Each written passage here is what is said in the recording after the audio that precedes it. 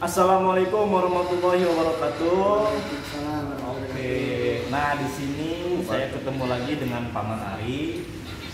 Cuman di video kali ini kita nggak akan membahas tentang vape. Nah di video kali ini kita akan membahas tentang bertani. Kebetulan Paman Ari sendiri ini sekarang sudah mulai menjadi petani milenial. Ya, dikit-dikit lah ya. Nah supaya lebih jelas, beliau ini sekarang bertani apa sih?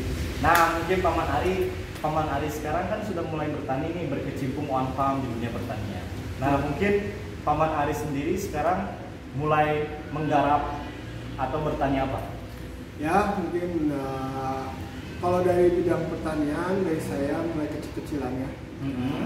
Dari mulai punya lahan kecil gitu berapa meter. Nah di situ saya menanam satu buah tomat, pokcoy, sama melon, anggur, terus cabai mungkin ya. Itu lahannya terpisah atau di satu lahan? Nah kebetulan karena lahannya memadai, karena saya pemula gitu ya, berkecimpung di dunia pertanian, untuk sementara waktu dengan lahan seadanya ya paling satu. Oke. Mungkin untuk lebih detail dan jelasnya, total sekarang Paman Ari itu bertani berapa luasan sih? Kurang lebih ya 2000 meter. Itu 2000 itu apakah yang 1000-nya tanam ini atau gimana? Jadi gini, dari penanamannya sendiri saya jadi setengah 1000 ya, 1000 meternya mungkin ya 1000 mungkin kurang lebih itu tomat. Cuman di tempang lagi sama pokcoy. Oh, tumpang sari gitu. Tumpang sari ya betul. Terus yang 1000 meter lagi ya kayak melon. Terus ada kebetulan ada anggur juga pinggirnya. Oh, jadi emang buat kayak pagar gitu lagi ya? Ya betul. Kalau emang sih tujuannya dari tanaman yang saya budidayakan itu pengennya kayak si anggur itu untuk apa namanya itu? Penghalang? Ya, penghalang dari atasnya tadi ngerambat kan. Nah, itu. Jadi agak teduh, terus ada cahaya, pasti masuk sih cahaya matahari kayak gitu. Oke. Nah, mungkin saya juga sih selama bercocok tanam seperti ini ada kendala-kendalanya sih. Jadi dari mulai hama, terus pertama tanah yang belum gembur ya. Terus sekarang itu emang sekarang hama sih. Jadi pertumbuhan daun itu harusnya yang kalau yang udah lancar kan daunnya seger ya, gede atau gimana. Kebetulan yang penyakit di tanaman saya itu dari buahnya kecil, daunnya juga kecil-kecil. Itu kenapa ya Pak? Oh, jadi mungkin banyak OPT atau virus yang menyerang ya? Oke, nah saya di sini pengen sharing lah. Oke. Nah mungkin bisa diperhatikan mulai penggunaannya pestisida. Baik itu fungi, insek maupun buat penyiangan atau pembersihan lahan yang disebut dengan teknologi herbisida. Nah mungkin sebelum kita masuk apa sih itu pesti? Nah jadi pestisida itu adalah sejenis bahan racun yang buat pengendali atau pembunuh baik itu jamur, patogen atau misalkan hama. Nah cuman sebelum kita mengaplikasikan kita harus tahu dulu yang namanya 5 tepat. 5 tepat. Jadi yang pertama mungkin tepat sasaran, yang kedua yaitu tepat pestisida, dan yang ketiga tepat waktu, keempat yaitu tepat takaran, dan yang terakhir yaitu tepat cara. Gitu. Jadi kalau misalkan 5 tepat untuk penggunaan pestisida itu sudah dikuasai, insya Allah lahannya akan aman atau si hama dan virus itu kita hilang. Gitu. Kita sebutkan dulu ya, tepat sasaran. Contohnya tepat sasaran itu gimana? Yang pertama misalkan kita mau mengendalikan atau mau membunuh hama, otomatis. Nah kita harus membeli atau menggunakan pestisida yang insektisida, bukan fungisida. Kalau misalkan fungisida itu untuk patogen atau untuk virus. Nah, terus yang kedua yaitu tepat pestisida. Jadi kalau misalkan kita mau membeli di toko pertanian, kita harus tahu dulu pestisida yang digunakannya itu ada yang kontak, ada yang sistemik. Kalau misalkan kontak, dia mati sampai ke lambung, atau kalau herbisida itu mati sampai ke atas. Tapi kalau misalkan kontak, yang terkena langsung mati. Terus tepat pestisida tadi balik lagi, kita menggunakan pestisida jenisnya insek, fungi, apakah itu herbi. Gitu. Kalau misalkan kita yang menyerang ke tanamannya itu adalah patogen atau misalkan virus, yang kita gunakan fungisida, bukan berarti herbi. Kalau misalkan herbi, yaitu buat pengendali atau pembunuh rumput. Jadi kalau misalkan kita contoh ada apa sih busuk batang, kita menanyakan ke toko itu adalah fungisida. Kalau misalkan kita menyemprotkan herbisida, maka tanaman kita akan mati. Gitu. Terus kalau misalkan kita ingin menggunakan herbisida, nah contoh buat yang selektif. Yang selektif itu contoh di tanaman jagung nih. Terus ada rumput-rumput di antar bedengan. Yang kita semprot sama jagungnya nggak makan mati tapi rumputnya mati. Itu yang selektif. Tapi kalau misalkan kita salah membeli, jadi yang purna tunggu atau yang begitu nggak pilih-pilih si herbi itu, yang kita semprot semua mati, kita takutnya itu kesalahan. Terus yang ketiga yaitu tepat waktu. Jam berapa sih kita harus menyemprot?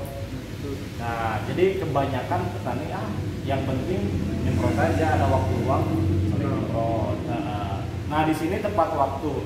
Rata-rata kalau misalkan kita harus menyemprot itu, perhatikan jam-jam sebelum datangnya angin.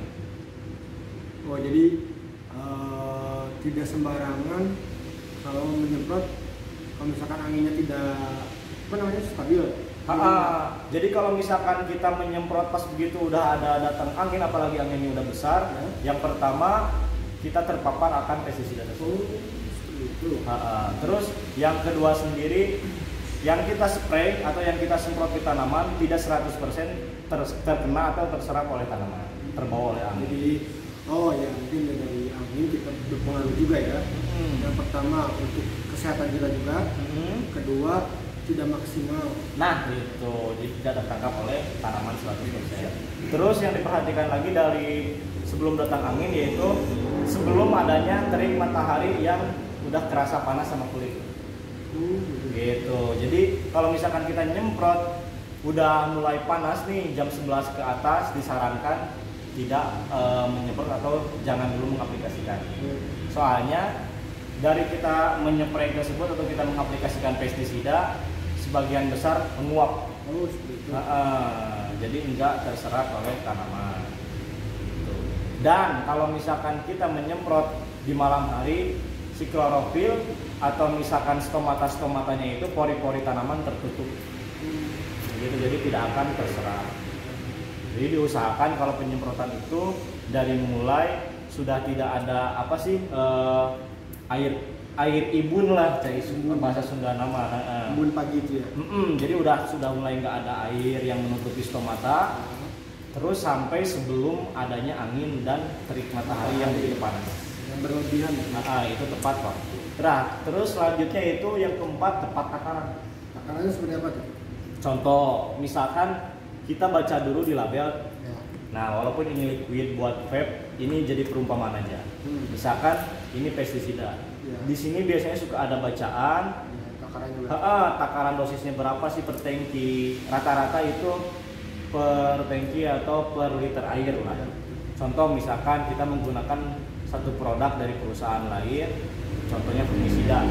Dengan dosis takaran di situ misalkan berapa 10 ml atau 50 mili per tangki gitu. Jadi rata-rata kalau misalkan si dosis atau takarannya itu gimana tutup, ada yang satu tutup per tangki gitu.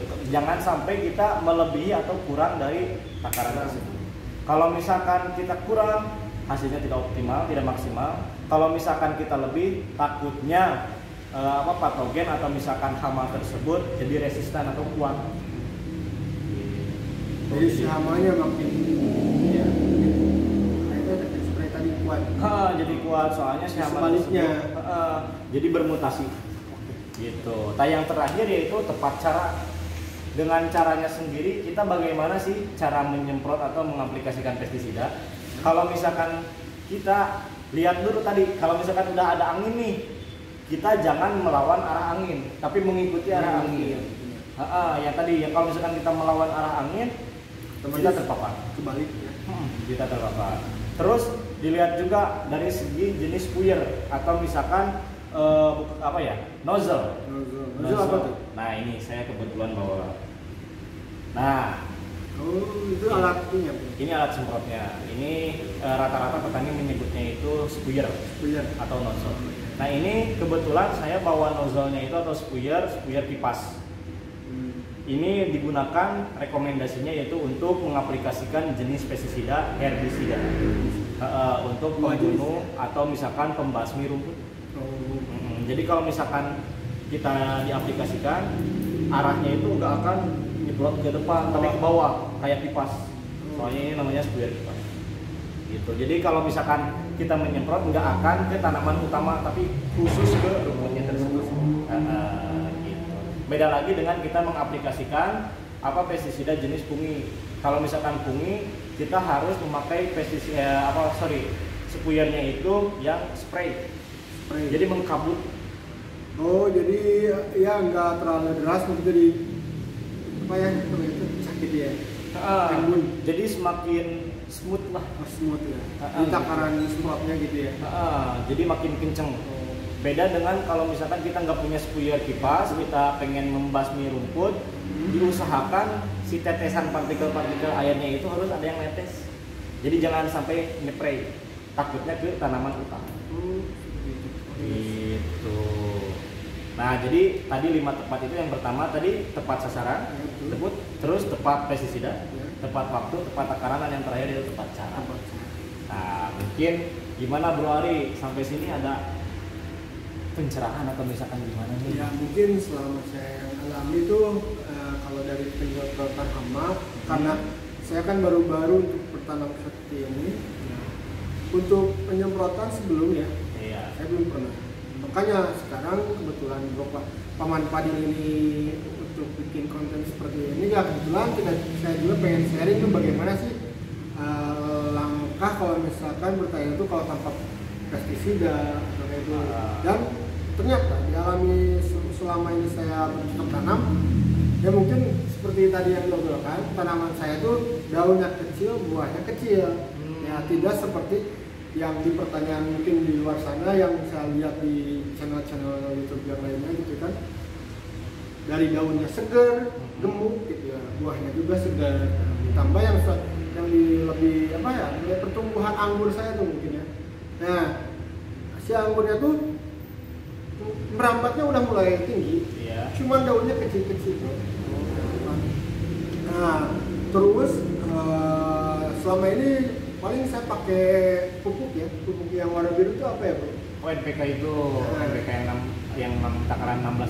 Nah mungkin itu ya, saya soal belum paham banget ya tentang pupuk, cuman asal beli aja gitu kan. Nah, terus ditambah dari pertama bercocok tanam tuh mungkin katanya sih ya, kata orang-orang tuh emang tanahnya belum gembur. Karena emang tadinya kan tanah biasa, terus ditambah tanah galian, terus campur kayak bekas gabah ya. Nah seperti itu aja. Terus mungkin pupuk yang alami organik mungkin sebenarnya itu apa namanya, kotoran pupuk kandang. Nah jadi tadi saya lupa, kurang adanya tambahan. Jadi tadi ada yang belum tersampaikan. Tadi yang disebut tepat sasaran. Jadi selain dari sasarannya itu pestisida jenis fungi, terus insek. Jadi dari insek dan fungi pun itu ada bermacam-macam lagi Bro. Jadi ada yang buat ulat, ada yang buat kutu kebul, ada yang buat ulat pun terbagi lagi. Ada yang ulat penggerek batang, ada yang ulat penggorok buah. Gitu. Jadi contoh, misalkan kita mau menyemprot buat kutu kebul. Kutu kebul itu seperti gimana? Kutu kebul itu yang putih-putih, yang biasa ada. Jadi kalau nah itu kutu kebul. Yang biasa suka ditangkap bonteng, timun gitu. Tangkap pohon ya. Ditangkap pohon ya guys. Pohon rambutan biasa sih banyak ya. Pokoknya gitu. Jadi kebul-kebulan gitulah. Nah, itu kita cari bahan aktifnya itu abamectin. Gitu. Jadi itu dosisnya tadi sudah disampaikan. Jadi itulah yang tepat sasaran. Jangan sampai kita buat mengendalikan atau buat membunuh ulat, yang kita pakai inseknya itu yang buat membunuh kutu kebul. Jadi nggak bakalan ngaruh. Contoh seperti misalkan kita sakit kepala, pusing, yang kita minum, yang kita makan obat proma, gitu. Jadi nggak bakalan ada efeknya. Gitu. Yang ada malah kita si tanaman yang kita pestisida yang kita aplikasikan jadi residu, racunnya itu menumpuk di situ. Jadi kurang tepat. Jadi harus 5 tepat cara. Gitu.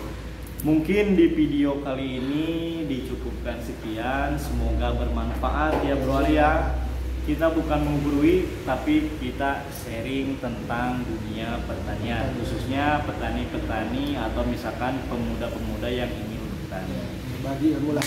Kita ambil lahan-lahan kita dari orang tua, apalagi dari orang-orang asing. Jangan sampai lahan-lahan Indonesia khususnya daerah Cianjur dikuasai oleh asing. Iya betul. Asing itu sebenarnya menjaga kita secara perlahan. Nah itu benar. Cianjur terkenal akan padi pandan wangi. Dulu. Sekarang mana ya? Sekarang terkenalnya itu adalah sepatu pandan wangi. Gitu. Nah untuk lebih jelas mungkin kalian bisa mengikuti video-video kita berikutnya. Terima kasih yang sudah menonton, semoga bermanfaat. Jangan lupa subscribe, like, and comment, share video ini. Jika penasaran bisa dilihat profil kita berdua di Instagram. Terima kasih. Assalamualaikum.